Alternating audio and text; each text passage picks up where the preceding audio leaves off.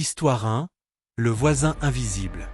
Je vivais dans une maison ancienne à la périphérie de la ville. C'était une vieille bâtisse en pierre avec des fenêtres qui grinçaient au moindre coup de vent et des murs qui semblaient chuchoter des secrets oubliés. La maison avait une âme, ou du moins c'est ce que je croyais. Mon voisin, quant à lui, était une ombre dans le noir, une présence silencieuse et mystérieuse qui m'intriguait, et plus tard, me terrifiait. L'histoire commença un soir d'hiver, lorsque la neige tombait en tapis épais, recouvrant le monde d'un silence étouffant. En regardant par la fenêtre de mon salon, j'aperçus une silhouette qui se déplaçait lentement dans le jardin voisin. L'ombre était indistincte, presque comme une apparition, glissant avec une aisance surnaturelle. Je me suis frotté les yeux, pensant que c'était un effet du froid ou de la fatigue.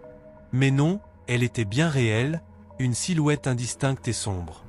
Je me suis décidé à vérifier. J'ai enfilé mon manteau et suis sorti dans la neige, mais pas crissant dans le froid mordant.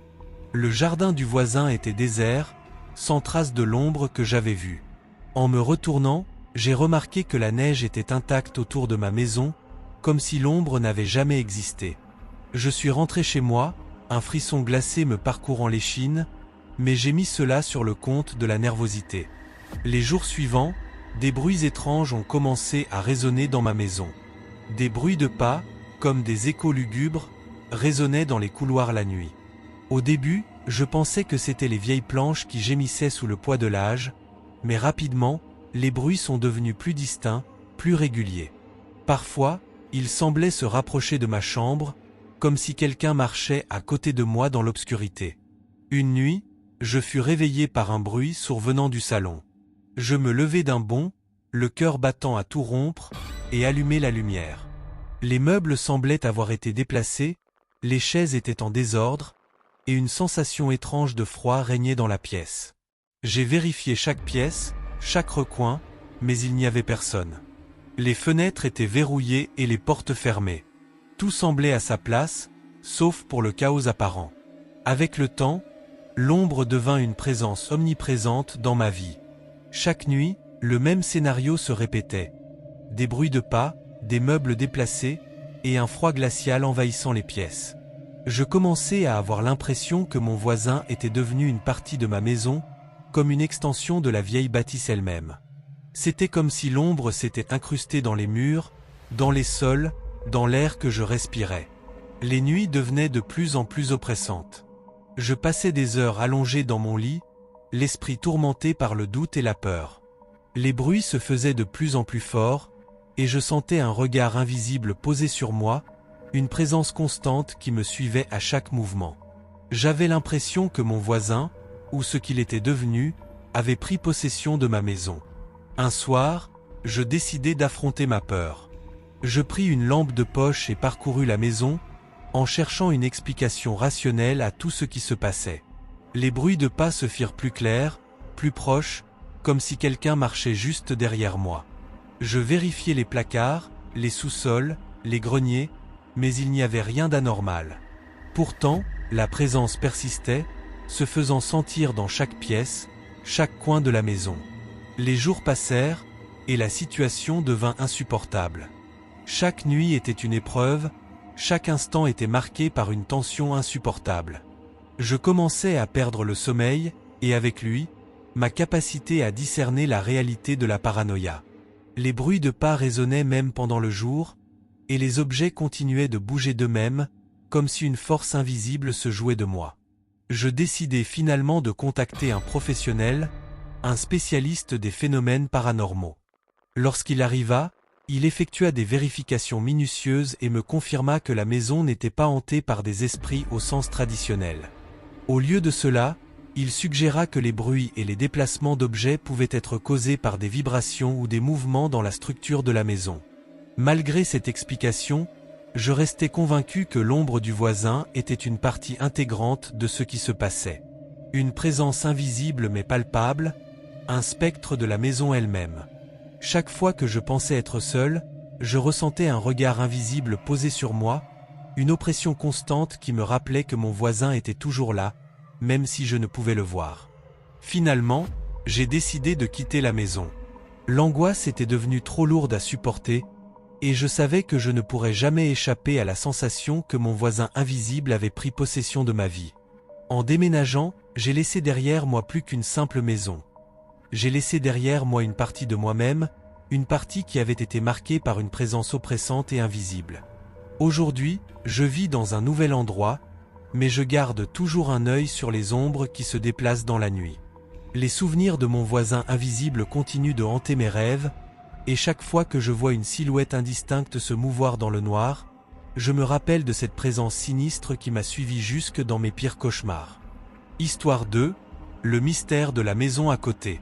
Je vivais dans un quartier tranquille à la périphérie de la ville, un endroit où les maisons étaient espacées et les jardins bien entretenus. C'était le genre d'endroit où tout semblait calme en apparence, mais où les ombres cachaient parfois des secrets plus sombres.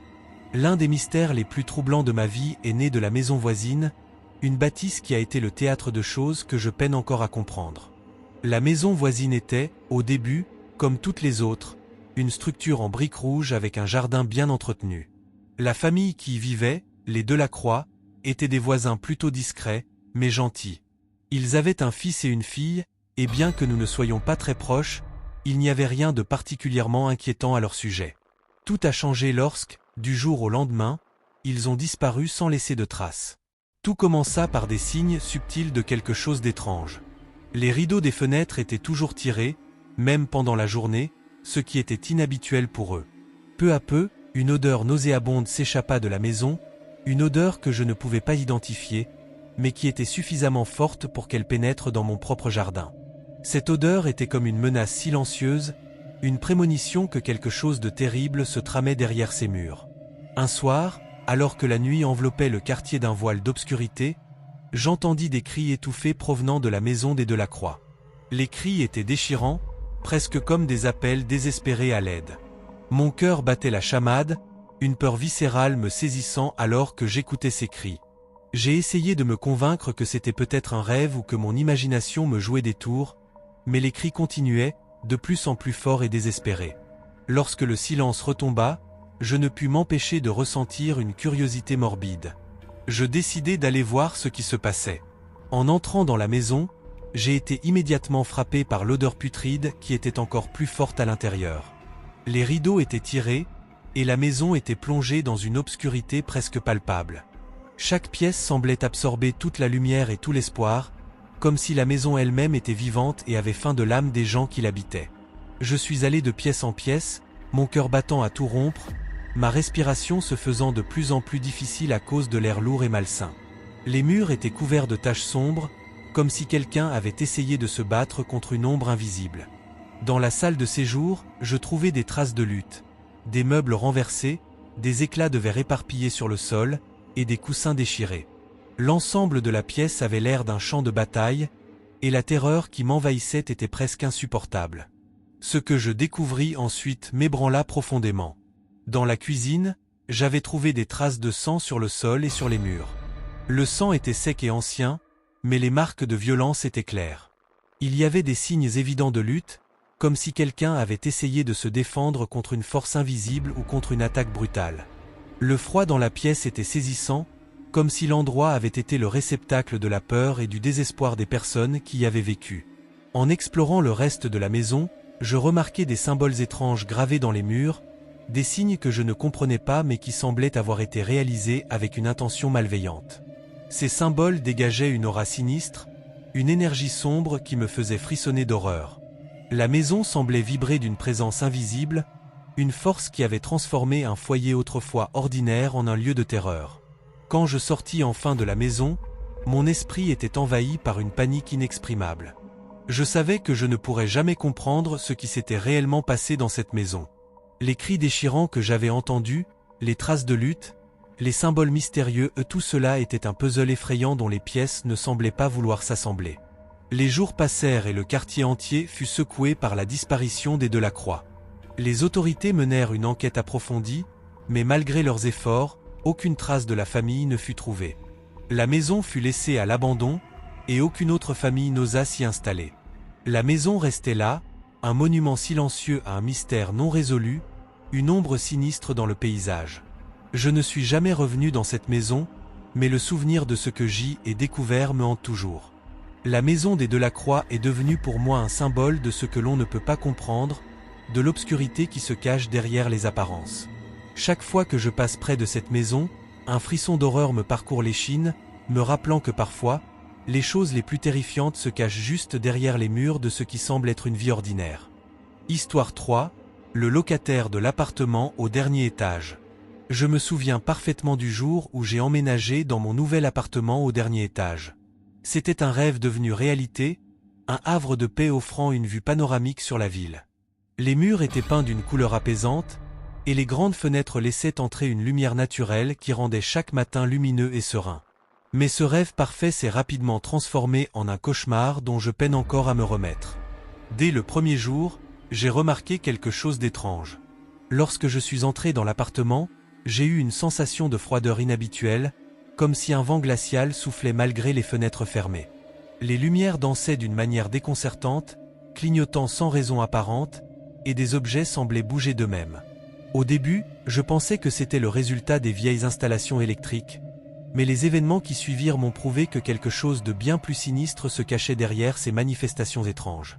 La première nuit, alors que je m'apprêtais à dormir, j'ai entendu des murmures. Des voix basses et indistinctes semblaient flotter dans les coins sombres de l'appartement. Mon cœur battait à tout rompre, et je me suis forcé à me dire que ce n'était que le bruit des tuyaux ou des craquements de l'immeuble. Mais les murmures se firent de plus en plus clairs, comme des voix chuchotantes que je n'arrivais pas à comprendre. Chaque nuit, elles devenaient plus insistantes, comme si quelqu'un essayait de me communiquer quelque chose de crucial. Un soir, en rentrant chez moi, j'ai trouvé un vieux journal abandonné sur la table de la cuisine. Il était en lambeaux, les pages jaunies par le temps. En le feuilletant, j'ai découvert que l'ancienne locataire était une femme nommée Élise Dubois, qui avait vécu là depuis des années avant de disparaître mystérieusement. Les derniers articles écrits étaient remplis de plaintes concernant des bruits étranges et des phénomènes inexplicables, ce qui correspondait parfaitement à ce que je vivais. Les nuits suivantes, les phénomènes se intensifièrent. Les lumières clignotaient avec une intensité croissante, comme si une force invisible s'amusait à manipuler les interrupteurs. Les objets se déplaçaient de leur propre chef, une tasse de café glissait doucement du comptoir, des livres tombaient des étagères sans raison apparente. La présence glaciale se faisait sentir de plus en plus, une brise surnaturelle qui semblait vouloir me congeler jusqu'à l'os. Une nuit, alors que je m'effondrais de fatigue, une voix plus forte et plus claire que jamais se fit entendre. « Aide-moi » disait-elle, remplissant l'appartement d'une terreur palpable.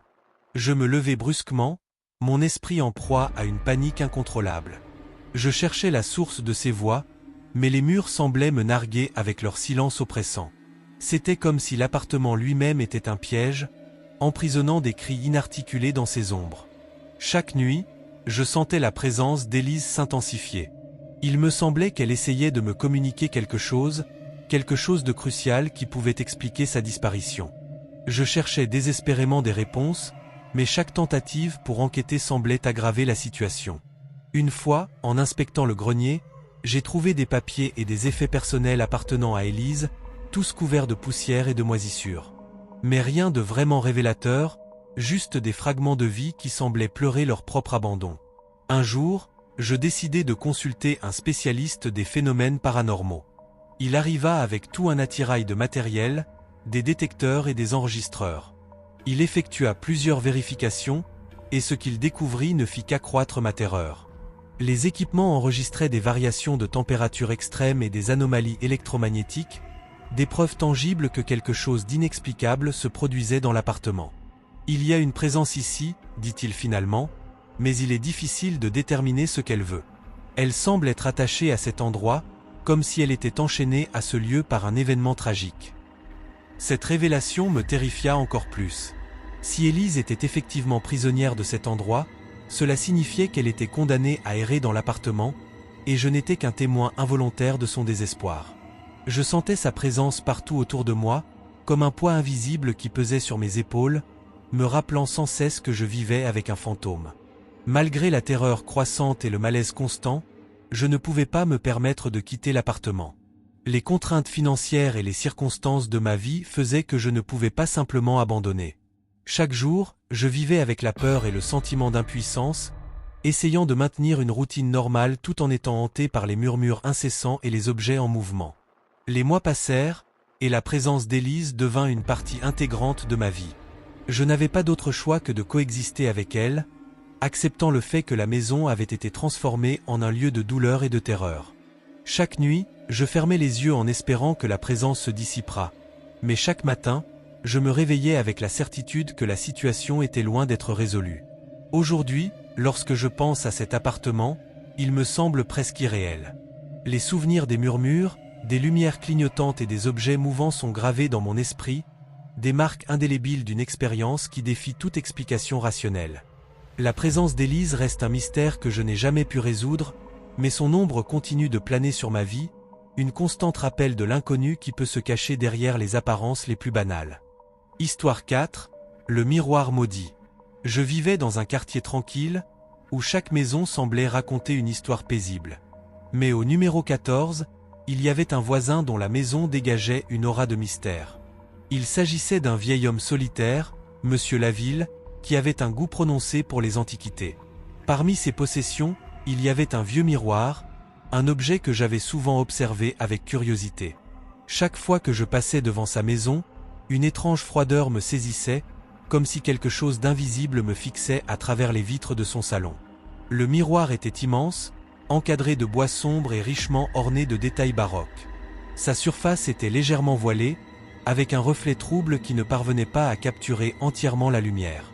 Il semblait appartenir à une époque révolue, mais c'était le genre de pièce qui attirait les regards et éveillait des questions sans réponse. Mes instincts m'avertissaient de l'éviter, mais la curiosité l'emporta. Un soir d'hiver, j'ai décidé de rendre visite à Monsieur Laville. Je souhaitais en savoir plus sur cet étrange miroir et sur la raison pour laquelle il m'inspirait une telle anxiété. Lorsque j'entrai dans sa maison, une vague de froid m'envahit immédiatement, me rappelant la sensation inexplicable que j'avais éprouvée à l'extérieur. La lumière tamisée des lampes accentuait les ombres dans chaque coin de la pièce, créant une atmosphère encore plus inquiétante. Monsieur Laville m'accueillit avec un sourire forcé et m'invita à m'asseoir dans le salon. Le miroir trônait fièrement au-dessus de la cheminée, son cadre en bois d'apparence encore plus menaçante à la lumière vacillante des bougies. En me dirigeant vers le canapé, je ne pouvais m'empêcher de jeter des coups d'œil furtifs vers le miroir. Ce qui se produisit ensuite est gravé dans ma mémoire comme un cauchemar éveillé. Alors que je me détendais sur le canapé, je remarquai que mon reflet dans le miroir était légèrement déformé. Au début, je pensais que c'était simplement une illusion causée par la lumière. Mais en scrutant plus attentivement, je vis quelque chose de profondément perturbant. Mon reflet se tordait et se déformait de manière grotesque. La figure qui me faisait face avait un sourire diabolique, une expression malveillante qui contrastait violemment avec la confusion et la terreur que je ressentais. Les yeux de mon reflet semblaient briller d'une lueur malsaine, comme des abysses insondables qui dévoraient toute lumière. Je me levai brusquement, un froid glacial m'envahissant alors que la sueur perlait sur mon front. Je n'avais jamais éprouvé une telle peur, une terreur qui semblait me saisir par les tripes et m'étouffer. Monsieur Laville remarqua mon malaise, et avec un sourire qui en disait long, expliqua que le miroir avait été un héritage familial. Il m'avoua que cette pièce avait une réputation sinistre, qu'elle était censée apporter malheur et désespoir à ceux qui osaient la contempler trop longtemps. Mon cœur battait la chamade alors qu'il poursuivait son récit. Le miroir avait appartenu à un ancêtre de la famille Laville, un homme dont la vie avait été marquée par une série de tragédies inexplicables. Après sa mort, on découvrit que le miroir avait été le témoin silencieux des événements tragiques qui avaient touché sa famille.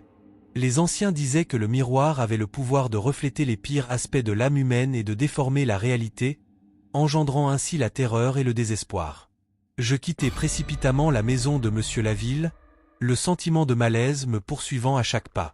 En rentrant chez moi, je me sentais comme si une ombre invisible me suivait, un poids oppressant qui semblait alourdir chaque mouvement. La nuit fut une épreuve, les rêves perturbés par des images cauchemardesques du miroir et du sourire tordu de mon reflet.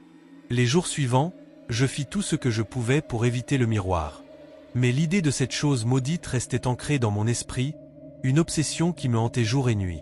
Je cherchais des informations sur ce miroir maudit, espérant trouver des explications rationnelles qui pourraient apaiser ma peur. Je découvris des récits de personnes ayant eu des expériences similaires, des histoires de gens qui avaient été confrontés à des reflets déformés et à des visions cauchemardesques, tout comme moi. Chaque fois que je passais devant la maison de Monsieur Laville, une étrange pression se faisait sentir, un rappel constant du malheur qui semblait s'accrocher à ce miroir. Je savais que la seule façon de me libérer de cette peur était de faire face à mes angoisses et d'affronter le miroir une fois pour toutes. Mais le simple fait d'imaginer revenir dans cette maison m'emplissait d'une terreur paralysante. Le miroir, bien que physiquement intact, était devenu un symbole de mes propres peurs et de l'horreur qui se cachait derrière les apparences ordinaires. Le sourire grotesque de mon reflet était gravé dans ma mémoire, un rappel constant que la réalité peut parfois se tordre et se déformer de façon inimaginable. Histoire 5, la porte cachée. Je vivais dans une maison de campagne vieille de plusieurs siècles, entourée d'un jardin envahi par les mauvaises herbes et de vieilles bâtisses aux murs décrépits. Mon voisin, Monsieur Dufresne, vivait dans une maison encore plus ancienne, un édifice qui semblait avoir été oublié par le temps. Nous ne nous connaissions pas très bien, mais il y avait une porte particulière qui captait toujours mon attention, une porte étrange située dans la cave de sa maison. Cette porte, souvent recouverte d'une épaisse couche de poussière, semblait être un mystère enveloppé de ténèbres. Personne ne savait ce qu'il y avait derrière cette porte. Les habitants du voisinage murmuraient des histoires effrayantes, affirmant que la porte menait à un endroit maudit, un lieu où des rituels occultes avaient été pratiqués. Ces rumeurs alimentaient ma curiosité, mais la peur me retenait toujours de franchir le seuil. Un soir d'hiver, alors que le vent hurlait à l'extérieur et que la neige recouvrait tout comme un voile sinistre, je me suis retrouvé seul chez moi. Une étrange impulsion me poussa à aller explorer la cave de la maison voisine. La neige était épaisse et le silence pesant, amplifiant le rythme de mon cœur qui battait à tout rompre. Je me suis approché de la maison de Monsieur Dufresne, un frisson me parcourant à chaque pas. La porte de la cave était enfoncée et rouillée, presque comme si elle avait été oubliée et laissée à l'abandon depuis des décennies. Les histoires de la maison maudite résonnaient dans ma tête, mais je ne pouvais pas reculer maintenant. Avec un effort considérable, j'ai forcé la porte et elle s'est ouverte dans un grincement lugubre. La cave était plongée dans une obscurité totale, le seul éclairage venant des lampes de poche que j'avais apportées. J'ai descendu les marches en bois craquantes, chaque pas résonnant comme un écho sinistre dans le silence oppressant. Lorsque je suis arrivé en bas, une odeur moisie et fétide m'a envahi. La cave était un endroit sombre et humide, presque comme un gouffre oublié. Les murs étaient couverts de moisissures et d'humidité, mais ce qui m'a vraiment glacé le sang, ce sont les symboles étranges gravés dans la pierre. Ces symboles, avec leurs formes sinueuses et leurs lignes entrelacées, semblaient vibrer d'une énergie maléfique. Ils étaient entourés de bougies éteintes, certaines ayant été renversées et laissant des traces de cire figée. Au centre de la pièce se trouvait un autel en pierre, couvert de poussière et de toiles d'araignée. Des restes de matériaux étranges étaient éparpillés autour de l'autel, des plumes noires, des ossements et des fragments de tissus décolorés. L'atmosphère était oppressante, comme si la pièce elle-même respirait une menace ancienne et terrifiante. Le froid pénétrant me glaçait jusqu'aux os, et chaque souffle que je prenais semblait être empreint de la terreur des rituels passés. Alors que j'explorais la pièce, une sensation de malaise grandissante m'envahit. C'était comme si quelque chose d'invisible me surveillait, une présence sombre qui se moquait de ma curiosité et me souhaitait du mal. Les symboles gravés sur les murs semblaient danser devant mes yeux, leurs formes se déformant comme des visages horribles se révélant dans l'obscurité. Je sentais une pression croissante sur ma poitrine, comme si le poids des années de malédiction était en train de m'écraser. En examinant l'autel, je découvris un ancien livre relié en cuir, caché sous une couverture de poussière. Le livre était orné de symboles similaires à ceux sur les murs. En l'ouvrant, des pages jaunies révélèrent des textes écrits dans une langue inconnue, remplis d'incantations et de formules obscures. Les mots semblaient vibrer d'une énergie maléfique, comme s'ils tentaient de me transpercer de leur pouvoir néfaste. Mon cœur battait à tout rompre, et je sentais une sueur glaciale couler le long de mon dos. Chaque bruit dans la maison semblait amplifier ma peur, le craquement des vieilles poutres, le murmure du vent à l'extérieur, et même le bruit de ma propre respiration. J'étais pris au piège dans un cauchemar éveillé, incapable de me détacher de la sensation de terreur omniprésente. Je décidai qu'il était temps de quitter cet endroit maudit. En montant les marches de la cave, la porte en fer sembla se refermer derrière moi avec une force surnaturelle, comme si elle tentait de me retenir dans les ténèbres. Le froid de la cave me suivait à l'extérieur, et je sentais une présence invisible me poursuivre, une ombre inévitable qui ne me lâchait pas. Depuis ce jour, chaque bruit nocturne dans ma maison me rappelle ce que j'ai découvert dans cette cave maudite. Les murmures de la nuit semblent plus inquiétants, les ombres dans ma maison prennent des formes sinistres, et chaque craquement dans la maison évoque des souvenirs des symboles occultes et des rituels mystérieux. La peur que j'ai ressentie reste avec moi, comme une ombre éternelle qui ne fait que grandir. Histoire 6, la famille silencieuse. Il y a quelques années, une famille étrange s'est installée dans la maison voisine de la mienne. C'était une vieille bâtisse au toit en tuiles grises et aux volets décolorés par le temps. Cette famille, constituée d'un père austère, d'une mère à l'air distant et de 2 enfants silencieux, semblait sortie d'un autre monde. Dès le premier jour, il y avait quelque chose d'intrigant et d'inquiétant dans leur arrivée. Leurs habitudes étaient étranges. Jamais on ne les voyait sortir de leur maison, ni même parler à quiconque. Les fenêtres de leur maison étaient toujours fermées, comme des yeux clos sur un monde extérieur dont ils se moquaient. Les voisins se lançaient des regards furtifs, leurs murmures remplis de curiosité et de suspicion. Mais la famille gardait le silence, un silence lourd, presque palpable, qui semblait peser sur l'air autour de leur maison. Ce silence, aussi oppressant qu'une chape de plomb, m'intriguait et me mettait mal à l'aise. C'était comme s'ils avaient une connaissance secrète, quelque chose que nous ignorions tous, et que leur mutisme était une barrière contre la vérité cachée. Les soirées étaient les pires, lorsque la nuit enveloppait la maison dans une obscurité profonde et que les bruits de la rue devenaient des murmures lointains. Un soir d'automne, alors que les feuilles mortes tourbillonnaient sous un ciel couvert, une série d'événements étranges commença à se produire. Il était environ 21h lorsque j'ai entendu des chuchotements inquiétants venant de la maison voisine. Le murmure était faible au début, à peine perceptible, mais il grandissait en intensité, comme un murmure collectif de voix inaudibles. La curiosité me poussa à regarder par ma fenêtre, scrutant l'obscurité de la nuit. Je vis alors les membres de la famille dans leur jardin. Leur apparence était devenue de plus en plus déformée, comme si quelque chose les avait transformés. Leur peau semblait tirer et se rétracter, les traits de leur visage se tordant dans des grimaces terrifiantes. Les mouvements étaient saccadés, comme si leur corps était animé par des fils invisibles. Les enfants, normalement si silencieux, avaient les yeux écarquillés et leur visage était figé dans une expression d'horreur muette. Le silence qui émanait de la maison était devenu un cri lancinant dans la nuit, un appel désespéré sans mots, un supplice pour les oreilles. Les voix dans le jardin se faisaient maintenant entendre, mais elles étaient déformées et incompréhensibles. C'était comme écouter une mélodie lugubre jouée par un instrument brisé. Je décidai d'aller me coucher, tentant d'ignorer l'angoisse croissante qui m'envahissait. Pourtant, le sommeil me fut impossible. La nuit était remplie de bruits étranges, des grincements, des chuchotements et des murmures venant de la maison voisine. Chaque craquement dans ma maison me rappelait les cris étouffés que j'avais entendus. Les jours suivants, la situation ne fit qu'empirer. Le jardin de la maison voisine semblait devenu un lieu de décomposition. Les plantes mouraient, les fleurs se fanaient, et l'herbe était jaunie, comme si elle absorbait toute l'énergie vitale du voisinage. Les membres de la famille ne sortaient plus du tout, et leur maison semblait devenue un cimetière silencieux, un lieu où la lumière ne pénétrait jamais. Les rares fois où je les voyais à travers les fenêtres, leur visage était plus pâle que jamais, leurs yeux enfoncés et leur posture voûtée. Une étrange brume semblait flotter autour de la maison, un brouillard qui absorbait la lumière et enveloppait tout d'une aura mystique et effrayante. Il était impossible de savoir ce qui se passait réellement derrière ces murs, mais la terreur que dégageait la maison était palpable, presque tangible. Un soir, je décidai d'en avoir le cœur net. Avec une lampe de poche et un courage tremblant, je m'approchai de la maison. Chaque pas était une épreuve, chaque son était amplifié par l'angoisse.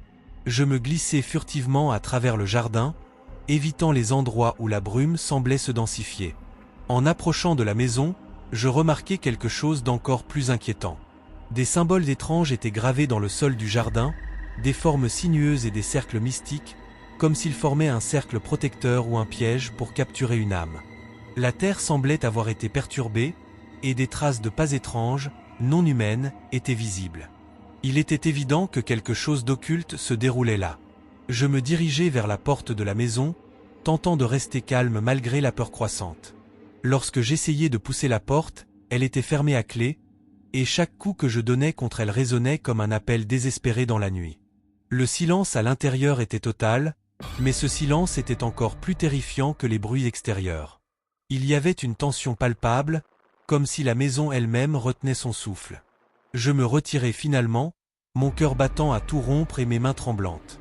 La peur que j'éprouvais était une marée noire, une vague qui engloutissait mes pensées. Je rentrai chez moi en me demandant si j'avais été témoin d'un phénomène surnaturel ou si tout cela n'était qu'un rêve horrible. Depuis ce jour, la maison voisine est restée vide. Les voisins disent que la famille a disparu aussi mystérieusement qu'elle était arrivée, comme des ombres s'évaporant dans la nuit. La maison reste là, figée dans le temps, avec ses fenêtres closes et son silence lourd. Le jardin est devenu un lieu de décomposition, un symbole de la terreur qui a régné en ces lieux. Si cette histoire vous a glacé le sang, laissez un commentaire et abonnez-vous pour découvrir d'autres récits terrifiants. Partagez vos propres expériences avec des phénomènes inexplicables et des rencontres avec l'étrange. Votre soutien est essentiel pour que je puisse continuer à explorer les mystères les plus sombres et partager ces histoires fascinantes avec vous. Histoire 7. L'étrange voisin de l'immeuble. Il y a quelques mois, j'ai emménagé dans un vieil immeuble au cœur de la ville. Dès le premier jour, j'ai remarqué quelque chose d'étrange chez mon voisin du 4e étage. C'était un homme discret, toujours vêtu de manière sombre, avec une attitude qui semblait tout à fait normale en apparence. Mais derrière ces gestes quotidiens se cachait une bizarrerie qui allait bientôt bouleverser ma vision du monde. Je n'avais jamais prêté beaucoup d'attention aux particularités de cet homme jusqu'à ce que je remarque ses habitudes de plus en plus étranges. Il avait installé une quantité inquiétante de caméras dans son appartement. La première fois que je l'ai vu, j'ai cru qu'il était simplement passionné par la sécurité, mais bientôt, son obsession est devenue évidente. Chaque pièce de son appartement semblait être équipée d'une caméra, des plus classiques aux plus sophistiquées, toutes dirigées vers différents angles de son intérieur. Un soir, ma curiosité l'emporta sur ma prudence. Mon appartement est situé juste en dessous du sien, et je pouvais entendre le bourdonnement constant des appareils électroniques provenant de son appartement. Je décidai de me renseigner sur ce qui se passait réellement dans ce lieu.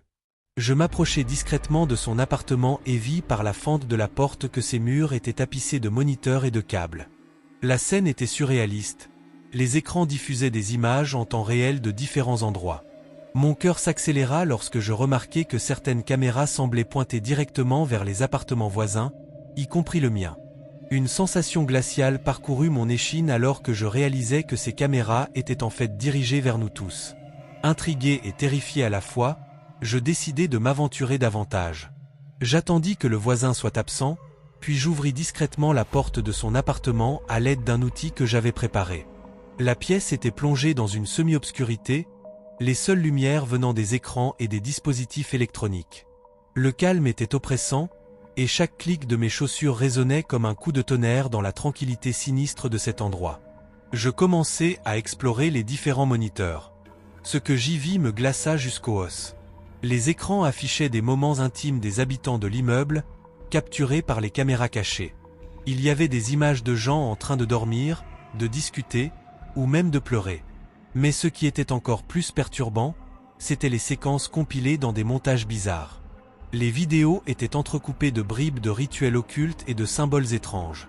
Des images de personnes en détresse étaient montées avec des séquences de rituels mystérieux, comme si la souffrance et l'effroi étaient au cœur de sa passion morbide. Mon cœur battait à tout rompre. L'horreur de cette découverte était une vague glaciale qui m'enveloppait complètement. Le voisin semblait non seulement observer, mais se nourrir de la peur et de la vie des autres. Ces vidéos étaient comme des trophées, une collection macabre de moments vulnérables et de terreur humaine. Il avait transformé nos vies en un spectacle d'horreur, un véritable jeu sinistre où il était à la fois spectateur et acteur. Le plus troublant était la pièce au fond de l'appartement. Les murs étaient recouverts de photographies et de coupures de journaux, toutes liées à des événements tragiques ou mystérieux survenus dans l'immeuble. Chaque photo était annotée, chaque article souligné, comme si le voisin avait collecté ces histoires pour une raison sinistre et inavouée. Je pris des photos de tout ce que je voyais, bien que mes mains tremblantes rendaient le processus difficile. Chaque image capturée semblait être une preuve de la folie qui régnait dans cet appartement. Je savais que je devais sortir rapidement avant que le voisin ne revienne. Avec une précipitation fébrile, Je refermai la porte derrière moi et rentrai chez moi, les jambes molles et l'esprit en ébullition. Depuis ce jour, la peur est devenue une compagne constante. Je suis devenu hyper vigilant, scrutant chaque mouvement, chaque ombre, chaque bruit suspect. L'appartement du voisin est resté plongé dans l'obscurité, et je n'ai jamais vu l'homme réapparaître. Les caméras ont disparu, et les moniteurs sont restés éteints. Mais la sensation d'être observé n'a pas disparu.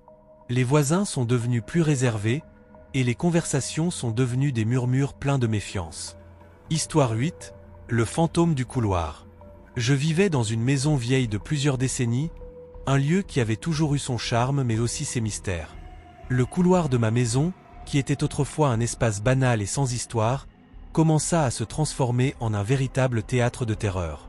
Les premiers signes étaient subtils, des bruits de pas légers, des murmures indistincts, et une sensation d'oppression qui semblait s'installer lentement. Mais ce n'était que le début de quelque chose d'effroyable. Un soir d'hiver, alors que le vent soufflait et que les ombres dansaient au rythme des lumières vacillantes, j'entendis un bruit étrange venant du couloir. C'était comme si quelqu'un, ou quelque chose, se déplaçait discrètement sur le parquet. Je m'approchai lentement, le cœur battant la chamade, et ouvris la porte de ma chambre pour vérifier. Le couloir était sombre, uniquement éclairé par la lueur faible de l'éclairage public filtrant à travers les rideaux. Je n'avais trouvé rien de suspect, mais les bruits persistaient. Chaque nuit, le couloir se transformait en une scène de terreur. Les murmures devenaient plus clairs, des phrases incompréhensibles mais empreintes de désespoir et de douleur. Les ombres semblaient se mouvoir de manière autonome, se déformant en silhouettes inquiétantes qui me donnaient l'impression d'être observé. Je décidai d'enquêter sur l'origine de ce malaise grandissant. À force de creuser dans les archives locales et de parler avec les anciens du quartier, j'appris une histoire tragique qui expliquait tout. Le voisin du côté, un homme que je connaissais à peine mais que je reconnaissais comme un homme discret, avait perdu sa fille dans un accident de voiture quelques années auparavant. La perte avait été dévastatrice pour lui, et sa fille, selon les rumeurs, avait été une âme douce et joyeuse, partie trop tôt dans des circonstances horribles. Il paraissait que son esprit errait dans le voisinage, cherchant désespérément une échappatoire à son tourment. Les anciens disaient que son esprit se promenait la nuit, cherchant son père, appelant son nom, et que les cris étouffés que l'on entendait étaient en fait les appels de la jeune fille à la recherche d'un réconfort qu'elle ne pouvait jamais atteindre. Je ne croyais pas vraiment aux histoires de fantômes, mais ce que j'expérimentais était trop réel pour être ignoré. Une nuit, déterminé à découvrir la vérité, je me décidai à rester éveillé pour observer de plus près ce qui se passait dans le couloir. Enveloppé dans un manteau d'anxiété et de courage, je me postai près de la porte, écoutant attentivement. À minuit, les bruits commencèrent. Ils étaient plus intenses que jamais, des pas précipités suivis de murmures désespérés. Je tendis l'oreille, et pour la première fois, je distinguai une voix douce mais déchirante, appelant avec une clarté glaçante « Papa, papa, où es-tu » Le son était si plaintif, si chargé de souffrance, qu'il semblait percer les murs et s'immiscer dans chaque recoin de ma maison. Les ombres dansaient sur les murs du couloir comme des spectres agités, ondulant et se tordant avec une vigueur surnaturelle. Mon cœur battait la chamade, chaque battement résonnant dans ma poitrine comme un tambour de guerre. La température dans le couloir baissa brusquement, et une brume glaciale enveloppa l'espace, rendant l'air lourd et difficile à respirer. Je pris mon courage à deux mains et sortis dans le couloir, me dirigeant vers l'endroit d'où provenaient les bruits. La lumière de mon téléphone ne faisait qu'empirer les ombres, et chaque pas résonnait comme une condamnation. Je me trouvais alors face à la porte de la chambre de la petite fille, qui avait été laissée telle qu'elle après son départ tragique. L'air autour de la porte était oppressant, et je sentais une force invisible tenter de m'empêcher d'avancer. Je tendis la main pour ouvrir la porte, mais quelque chose me fit reculer. Une vague de froid extrême et une douleur inexplicable me frappèrent, comme si la maison elle-même était en train de me mettre en garde. Je réalisai que je n'étais pas seul, que quelque chose cherchait désespérément à communiquer, à partager une douleur infinie. La nuit suivante, je me rendis chez le voisin pour parler de ce que j'avais découvert. Je trouvai l'homme assis dans son salon, l'air épuisé mais serein. Il me parla de sa fille avec une tristesse infinie, expliquant que la perte l'avait plongé dans un chagrin sans fin. Il m'avoua que les cris que j'entendais étaient les siens, qu'il avait essayé de trouver un moyen de libérer l'esprit de sa fille, mais que chaque tentative échouait. Elle cherche juste à me dire adieu, dit-il avec une voix brisée. Elle est perdue et ne peut pas partir tant que je ne lui ai pas donné la paix qu'elle mérite. Je quittai la maison du voisin avec une lourdeur dans le cœur. Les nuits suivantes, les bruits diminuèrent progressivement. Le fantôme, bien que toujours présent, semblait trouver un certain soulagement, comme si la reconnaissance de son chagrin lui permettait enfin de commencer à se détacher de ses liens avec ce monde. Histoire 9, les visions de la voisine.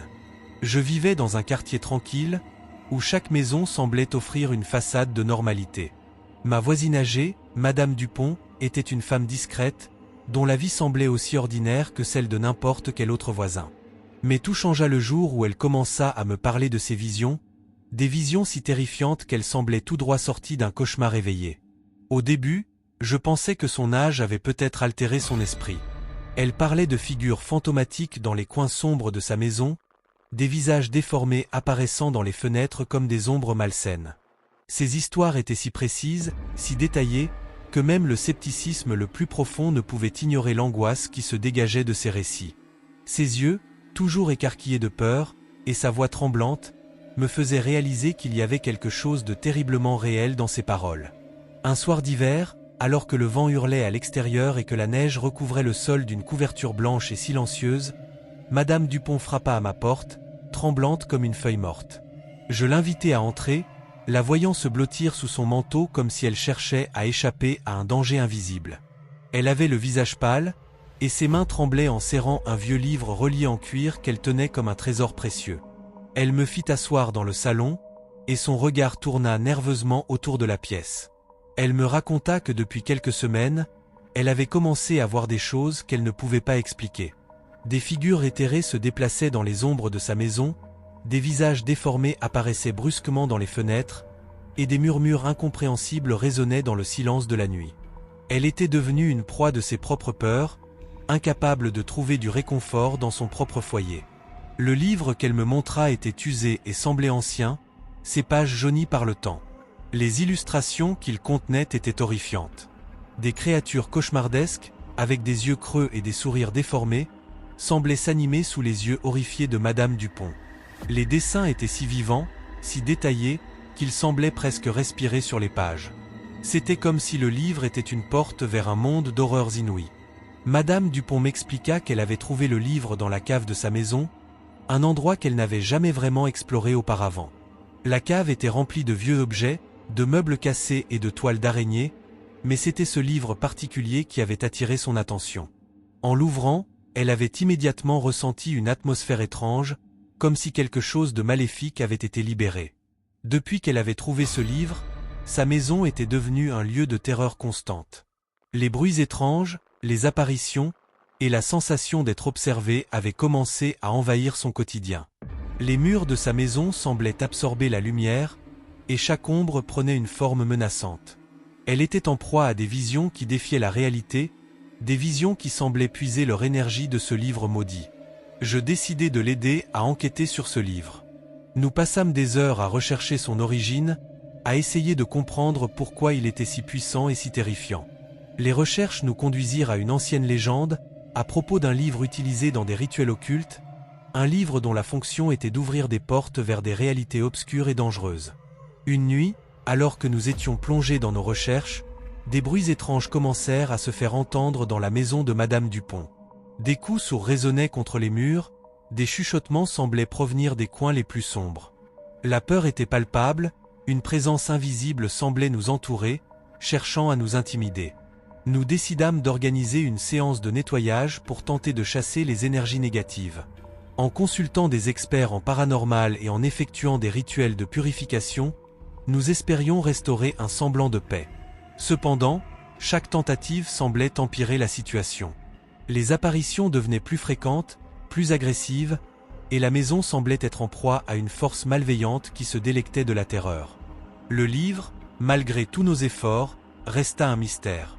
Les experts nous dirent que certains artefacts ne pouvaient jamais être complètement désactivés, que leur pouvoir était intrinsèquement lié à leur présence. Madame Dupont continua à vivre dans la peur constante, se réfugiant dans ses pièces les plus éclairées et évitant les endroits où les ombres semblaient se mouvoir. Son regard était devenu distant, comme si une partie d'elle avait été engloutie par les horreurs qu'elle avait découvertes. Je restais en contact avec elle, la visitant régulièrement pour vérifier son état.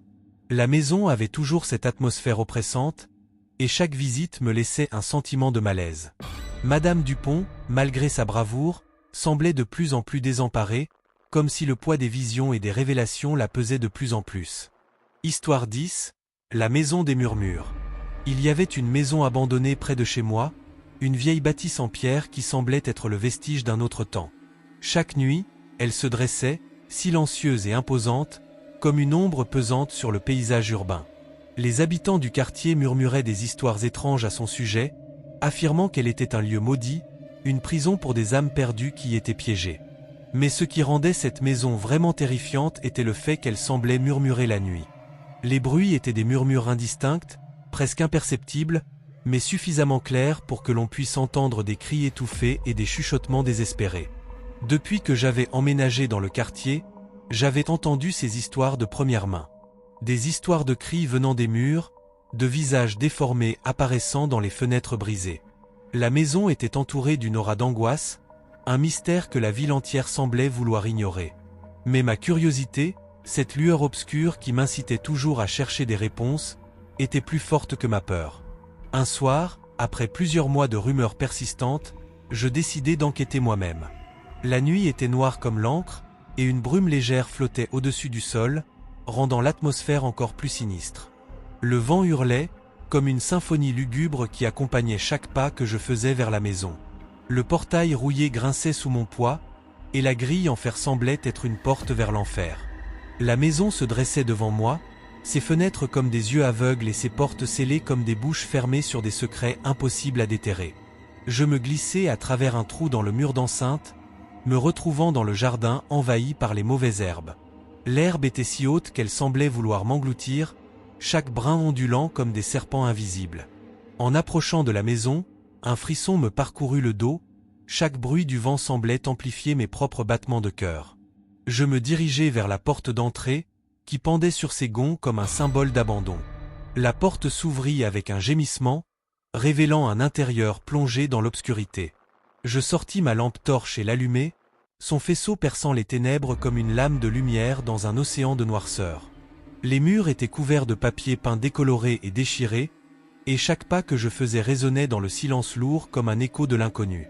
Les bruits de mes pas semblaient attiser quelque chose, comme si chaque son réveillait une présence qui avait été endormie depuis des années. En avançant dans le hall d'entrée, les murmures commencèrent. D'abord, ils étaient faibles, presque comme une rumeur lointaine. Mais progressivement, ils devenaient plus clairs, plus distincts. C'étaient comme des voix qui se chuchotaient des secrets terribles.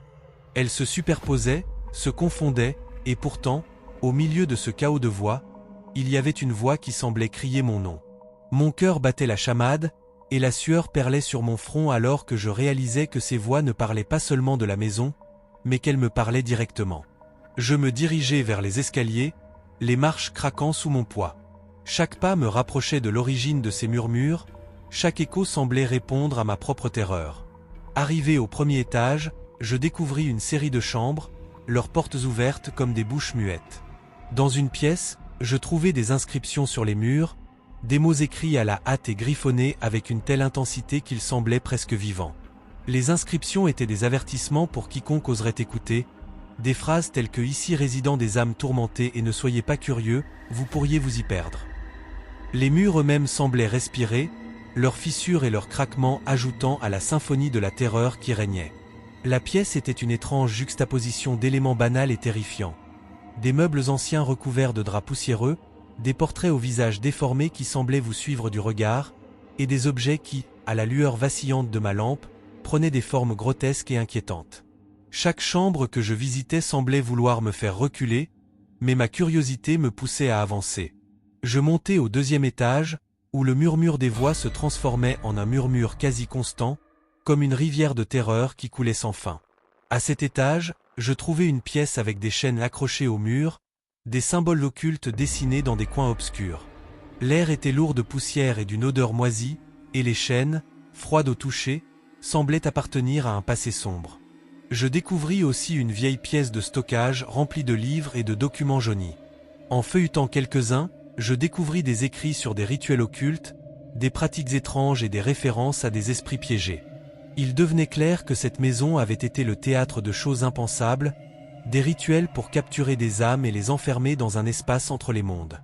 Les murmures devenaient de plus en plus intenses, presque comme si la maison elle-même essayait de me chasser, de me faire sortir avant que je ne découvre trop de secrets.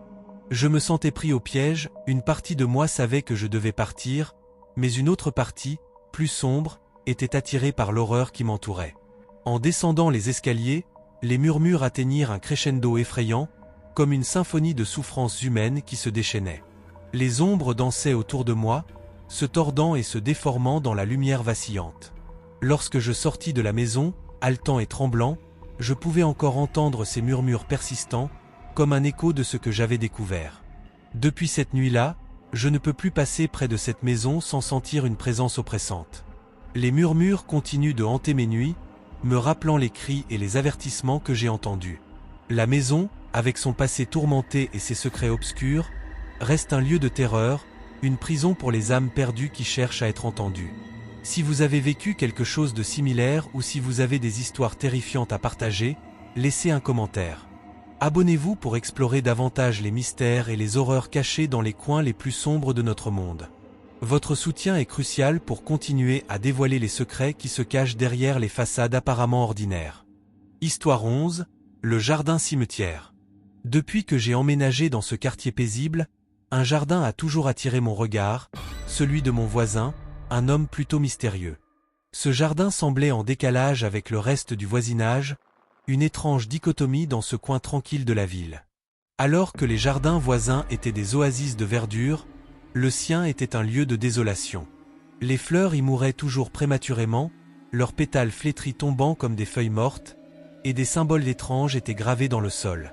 Ces signes ressemblant à des runes archaïques avaient été laissés là comme une sorte de message cryptique que personne ne semblait vouloir déchiffrer. Au fil du temps, je ne pouvais m'empêcher de sentir une présence malveillante m'observer chaque fois que je m'approchais de ce jardin. Ce sentiment était comme une ombre pesante qui s'accrochait à moi, une sensation de malaise inexplicable qui me faisait tourner les talons dès que je m'approchais de la clôture. La clôture était haute et en fer, ornée de pointes acérées qui semblaient être un avertissement silencieux à quiconque aurait l'audace de franchir ces barrières. Ma curiosité a été éveillée par les rumeurs qui circulaient parmi les voisins. Ils parlaient de rituels étranges, de malédictions anciennes et de disparitions mystérieuses liées à ce jardin. L'atmosphère autour de cette propriété était chargée d'une énergie sombre, un secret que personne n'osait vraiment explorer. Pourtant, une nuit, ma curiosité est devenue une obsession, et j'ai décidé de découvrir la vérité sur ce jardin maudit. C'était un soir de printemps, lorsque le ciel était couvert de nuages lourds et que l'air était saturé d'humidité. La lumière du jour s'estompe rapidement, laissant place à une obscurité enveloppante.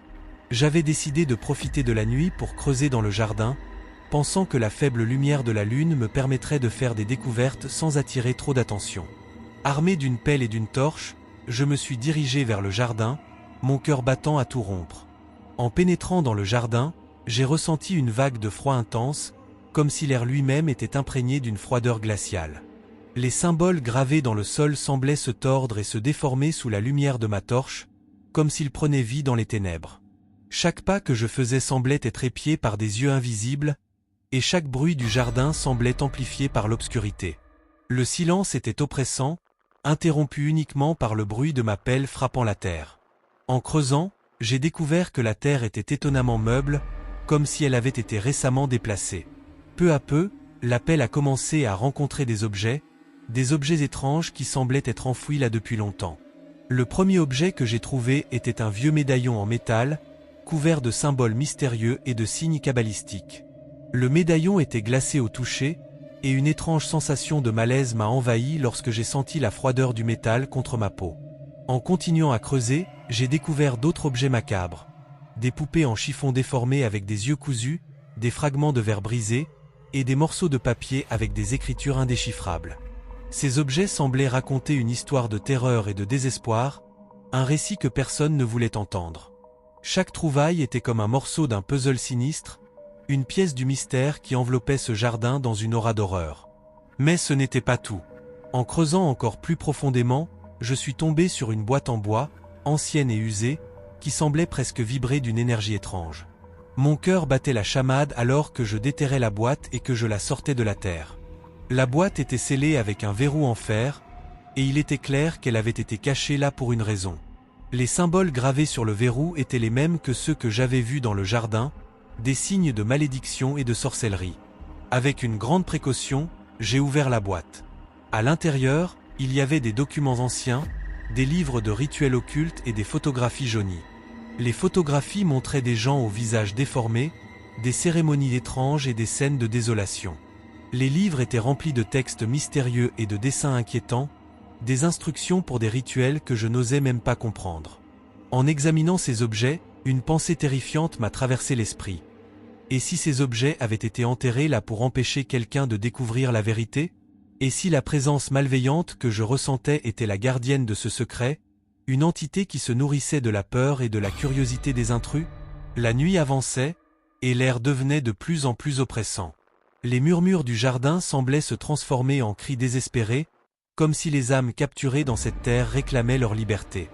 Mon cœur battait la chamade alors que je réalisais que je devais quitter cet endroit avant que le jardin ne me réclame aussi. Je laissai la boîte enterrée, repliai la terre autour d'elle et sortis du jardin, le cœur lourd et l'esprit troublé. Depuis cette nuit-là, la présence malveillante du jardin semble m'avoir suivi. Chaque fois que je passe près de cette propriété, je ressens un frisson d'angoisse, comme si les yeux invisibles du jardin me suivaient. Les fleurs du jardin continuent de mourir, et les symboles gravés dans le sol semblent se tordre dans les ombres. Le jardin est devenu un lieu maudit, une place où la terre elle-même semble se nourrir de la peur et des secrets cachés sous sa surface. Si vous avez vécu quelque chose de similaire ou si vous avez des histoires terrifiantes à partager, laissez un commentaire. Abonnez-vous pour découvrir plus de mystères et de récits effrayants qui se cachent dans les recoins les plus sombres de notre monde. Votre soutien est crucial pour continuer à explorer ces secrets troublants et à éclairer les ténèbres. Histoire 12, les bruits du mur. Tout a commencé par des bruits. Rien d'extraordinaire au début, juste quelques craquements que je mettais sur le compte du bois vieillissant de ma maison. C'est une bâtisse ancienne, bâtie au début du siècle dernier, et ces sons faisaient partie de son charme, du moins c'est ce que je me disais. Mais rapidement, ces bruits se sont transformés en quelque chose de plus inquiétant. Des grattements, des chuchotements à peine audibles, comme des voix venues d'un autre monde qui résonnaient à travers les murs la nuit. Au début, j'ai ignoré ces phénomènes. Je me suis dit que ce n'était rien, que mon esprit me jouait des tours, que ces sons étaient simplement ceux des tuyaux, des rats, ou du vent qui s'infiltrait à travers les fissures de la maison. Mais plus le temps passait, plus les bruits se faisaient fréquents et intenses. Les grattements devenaient plus furieux, comme si quelque chose ou quelqu'un essayait désespérément de sortir du mur. Ce qui m'a vraiment effrayé, ce sont les cris. Des cris étouffés, qui semblaient provenir de derrière un mur précis, celui qui séparait ma maison de celle de mon voisin. Ils n'étaient pas forts, mais leur intensité émotionnelle, leur désespoir, me glaçait le sang. Ces cris résonnaient la nuit, chaque fois à la même heure, vers minuit. Je me réveillais en sursaut, le cœur battant à tout rompre, et je restais dans mon lit, immobile, espérant que ce soit un cauchemar. Mais les bruits étaient bien réels. Ils continuaient, s'intensifiant à chaque nuit, jusqu'au point où je ne pouvais plus ignorer leur existence. Une nuit, n'y tenant plus, j'ai décidé de sortir du lit pour enquêter. Avec une lampe de poche tremblante à la main, je me suis approché du mur. En collant mon oreille contre la surface froide, j'ai entendu les grattements et les chuchotements avec une clarté qui m'a horrifié. C'était comme si quelqu'un était emprisonné là, juste de l'autre côté du mur, tentant de communiquer avec moi. Terrifié, j'ai pris mon courage à deux mains et j'ai décidé d'interroger mon voisin le lendemain. C'était un homme discret, presque invisible dans le quartier.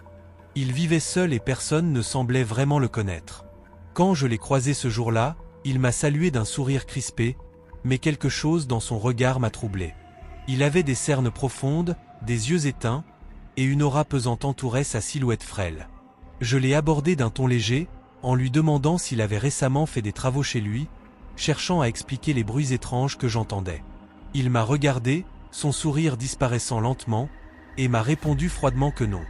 Son ton était sec, coupant, et il n'a pas cherché à prolonger la conversation. Je suis retourné chez moi avec un sentiment d'inquiétude grandissant, convaincu qu'il me cachait quelque chose. La nuit suivante, les bruits étaient encore plus forts. Cette fois, les grattements étaient frénétiques, et les chuchotements se faisaient plus distincts. On aurait dit des prières, des incantations murmurées dans une langue que je ne comprenais pas. Puis, j'ai entendu ce qui ressemblait à un chant, bas et envoûtant, suivi de rires sinistres qui résonnaient comme des échos d'un autre temps. Ces sons semblaient se moquer de moi, me narguer. Je ne pouvais plus rester sans rien faire. Cette atmosphère pesante, cette oppression qui s'épaississait nuit après nuit m'écrasait. J'avais l'impression que ma propre maison, autrefois refuge, se retournait contre moi, devenant une prison hantée. Déterminé à découvrir la vérité, j'ai décidé d'inspecter le mur en profondeur. Armé d'un marteau et d'un ciseau, j'ai commencé à frapper doucement le mur pour voir s'il y avait une anomalie, un vide. À ma grande surprise, après quelques coups, j'ai découvert que le mur sonnait creux à certains endroits. J'ai continué à frapper plus fort, jusqu'à ce qu'une partie du plâtre s'effondre, révélant un espace caché derrière le mur. Mon cœur battait à toute allure, et une odeur nauséabonde s'est échappée de la brèche. L'espace était sombre, humide, et semblait avoir été abandonné depuis longtemps. Je sentais quelque chose de profondément mauvais émaner de cet endroit. Je me suis glissé à l'intérieur de ce passage, et ce que j'y ai découvert m'a glacé le sang. Une petite pièce secrète avait été aménagée derrière le mur, une chambre cachée. Les murs étaient couverts de symboles occultes, peints avec une précision terrifiante, et au centre de la pièce, il y avait un autel. Sur cet autel, des bougies noircies, des ossements humains, et un livre ancien, ouvert sur des pages décrivant des rituels macabres. Tout autour de l'autel, des photographies étaient accrochées. À ma grande horreur, ces photos me montraient, moi, dans des moments de ma vie quotidienne. Dans mon jardin, en train de lire dans mon salon, dormant paisiblement dans mon lit. Quelqu'un m'observait, quelqu'un surveillait chacun de mes mouvements depuis cet espace caché. Mon voisin. Je suis sorti de là précipitamment, sentant la panique me submerger. Mais à peine avais-je atteint la porte que les bruits ont commencé à résonner à nouveau, cette fois plus fort que jamais. Des cris perçants déchiraient l'air, et les grattements semblaient provenir de toutes les directions à la fois. Je me suis retourné pour voir les ombres danser sur les murs, se tordant et se déformant comme si elles prenaient vie. Je courus vers ma chambre, attrapai mon téléphone et composai le numéro de la police, le cœur battant la chamade. Quand ils sont arrivés, tout était silencieux. Le voisin avait disparu, et la pièce secrète derrière le mur, que j'avais découverte, était étrangement vide. Les symboles, l'autel, tout avait disparu comme si cela n'avait jamais existé. Seuls les bruits persistaient, faibles mais présents, me rappelant que quelque chose, ou quelqu'un, continuait à errer dans ma maison. Depuis cette nuit-là, je ne dors plus paisiblement. Chaque petit bruit me réveille, chaque grattement me fait tressaillir. J'ai déménagé, bien sûr, mais parfois, même dans ma nouvelle maison, je crois entendre les mêmes murmures, les mêmes chuchotements sinistres qui résonnent dans les murs. Histoire 13, l'appel du voisin. Je vivais dans ce quartier calme depuis plusieurs années. Chaque maison avait son propre charme, et les voisins, pour la plupart, étaient discrets mais amicaux. Sauf un. Mon voisin, un homme reclus, mystérieux, et surtout terriblement étrange, habitait la maison à côté de la mienne. Sa demeure, une grande bâtisse décrépite aux fenêtres poussiéreuses, semblait figée dans le temps, abandonnée par les couleurs et la vie. Peu de gens l'avaient vu, et encore moins lui avaient parlé. C'était un homme invisible aux yeux des autres, comme s'il n'existait qu'à la tombée de la nuit. C'était un soir d'automne, un de ces soirs où le vent souffle avec rage, faisant claquer les volets et agitant les branches des arbres comme des bras fantomatiques. Alors que je me préparais à passer une nuit tranquille chez moi, mon téléphone a sonné. Le numéro était inconnu, mais une étrange intuition m'a poussé à décrocher. La voix à l'autre bout de la ligne était grave, presque susurrante. « Bonsoir. Je suis votre voisin. J'aurais besoin de votre aide. Pourriez-vous passer chez moi un instant ?» Un frisson glacé a parcouru mon échine. Cela faisait des années que cet homme vivait à côté de chez moi, et jamais il n'avait pris contact, jamais il ne s'était présenté. Sa voix avait quelque chose d'irréel, comme si elle provenait d'un autre monde, émanant d'un abîme insondable. Malgré mon instinct qui me criait de refuser, de ne surtout pas m'approcher de cette maison, la curiosité m'a submergé. J'ai accepté. Deckard, J. arrive. Je me suis dirigé vers sa maison, la lumière de ma lampe torche vacillante dans l'obscurité. Chaque pas que je faisais résonnait dans le silence oppressant de la nuit, et le vent semblait porter avec lui des murmures lointains. Quand je suis arrivé devant sa porte, elle s'est ouverte avant même que je puisse frapper, comme si quelqu'un ou quelque chose m'attendait déjà.